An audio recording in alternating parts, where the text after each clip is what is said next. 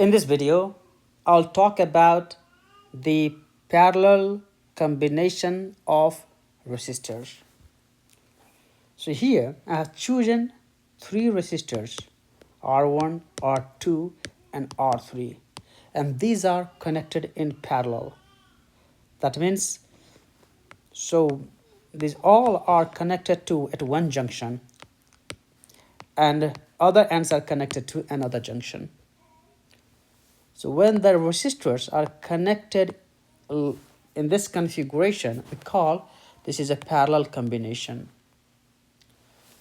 The other reason we call this as a parallel combination is because once we connect this one to a battery, the current is divided here into three arms. So these resistors provides the different arms for current to flow. So here the current can now, so if the current is passing this way, then it can split up. It has this path, it also has this path, and it has this path here. So current is now divided into three branches. And for this reason, we call this is a current divider too, because the current is dividing. So the parallel combination, we also call this is a current divider. Like here in the series combination I just mentioned here, so this in series combination we call this is a voltage divider, because this voltage is now divided into here in four branches here, V1, V2, V3 and V4. So this, for this reason we call this is a voltage divider, the series combination. Okay, and the parallel combination here we call as a current divider. Current divider, and you know the reason because the current is dividing into three branches, and if I add I1, I2, I3, it has to be equal to the current passing through the circuit here. So let's see how do we determine the total effective resistance. So the total effective resistance or the net resistance in parallel combination of resistor is given by this formula here, which is the reciprocal 1 over Rp. P stands for parallel combination, which is equal to 1 over R1 plus 1 over R2 plus 1 over R3. If you have many resistors, then you can follow the same procedure. Okay. So all these resistors can be replaced by one single resistor. Okay, and using this formula here, and this is again a parallel combination. So if you know the effective resistance, or the net resistance, then you can calculate the current in the circuit by simply equals to V equals to IR. The V is the battery voltage here, which is given. You know, just determine the net resistance, then you should be able to calculate I. So once you know the I, then you can find out the total voltage, or you should be able to find out the voltage across R1, R2 and R3. In this case, let me also tell you one important thing here. So the voltage dropped across each resistors are exactly equal. The voltage drop across each resistors are equal, but the current is dividing. Okay, so once you know the voltage, once you know the current, then you can determine I1, how much current will be passing through I1 or through R1, how much current will be passing through these branches, and how much current will be passing through these branches. And remember, V is equal to I R, and then I should be equal to V over R, V times R. Okay, sorry, my bad. V is equal to IR, then I should be equal to V divided by R. So what does this mean? The voltage across each resistor is exactly the same. The voltage is same. That means the greater resistance will have a smaller current.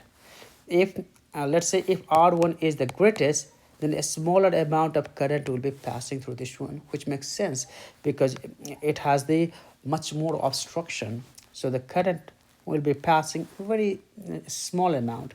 So the smaller resistance will have a greater current passing through the resistance.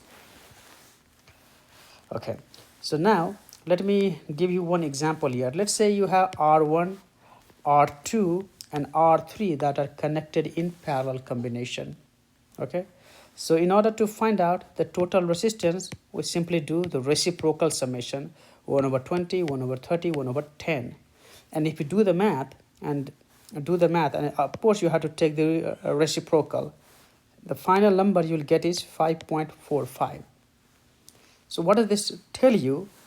The net resistance, if the resistance are connected in parallel combination, then the net resistance is always smaller than the smallest resistance.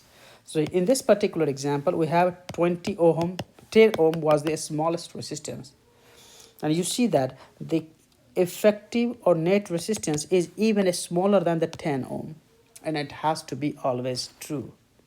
The net resistance is always smaller than the smallest one. It cannot be greater than 10. It has to be always smaller than the 10 ohm. Okay. So the other important thing I like to mention here, the potential across each is same. What does that mean? That means this is V1, this is V2, and let's say this is V3. That means V1 has to be equal to V2 has to be equal to V3. Okay, and in this case also it is equal to the applied potential. So in this case here, so the voltage or potential drop across each one is same and the current is different. That's the reason we call this is a current divider. And the current through each branch is given by this formula here. Okay, I1 is equals to V1 over R1, I2 equals to V2 over R2. And you see here, as the V1, V2 and V3 are the same, that means a smaller resistance will have the greater current and the larger resistance will have a smaller current. And the total current is given by this equation here, I equals to I1 plus I2 plus I3. Okay, so once we know the current I1, this current I1, I2 and I3, then you should be able to find out what is the current here at this point, at this junction here. So let me explain exactly all this story through the simulation here. So we have here 50 ohm, 100 ohm and 25 ohm resistors. And if you do the math again, then the effective resistance will be smaller than 25. Okay, it has to be smaller than 25. This simulation does not allow you to measure the effective resistance. So now let's calculate the current here. So as I mentioned, the current through the larger will be the smallest one. So first let's measure through the 25 ohm. It is 4 amp. And as this is a 50 ohm, you might expect the current has to be half of this one. The 24, so 2 amp, which makes sense because this one has 50 ohm and this one is 100 ohm. That means the current has to be half of this one too. So it has to be 1 amp. Okay, so the current is dividing. So you have 1 amp here, you have 2 amp here, and you have 3 amp, 4 amp, 4, 1, 5 to 7. And if I measure here, it has to reach 7 amp here. The 7 amp. So what does this mean? The 7 amp current here, the 7 amp current is now dividing into 3 parts, 1, 2, and here 3. So it is now dividing into 3 paths here. So that's the reason we call this is a current divider. All right, and of course we ignoring the resistance of this wire here. In reality, this resistance also has, or this wire also has some resistance, and for now we'll simply ignore this one. So once I know, let's say this is 7 ampere current, or let's say this 7 ampere current here, then we know this is going to be dividing up into 3 branches. So in order to find out this 7 ampere current, how are you going to find out this mathematically, the 7 ampere current here?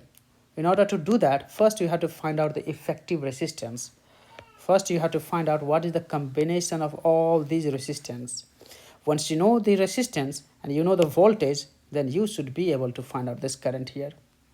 Okay, so we know now on this there will be 7 amp current here, and then you have to find out how in each branch what is the current, and I will explain this one through a numerical problem here. So play with these simulations, and this is such a wonderful simulation here that allow you to measure the current, the voltage across each resistors. And again, one important thing I would like to mention here, now if, as I mentioned, the potential difference across each has to be exactly equal. Let's verify this one. This is 100 volt, this is also 100 volt, this is also 100 volt, 100 volt here. Okay, so the potential difference across at any point is 100 volt here. Okay, so this is it from this lecture. If you have any questions, write down your questions in the comment section below, and do not forget to like, share and subscribe the channel. Thank you very much.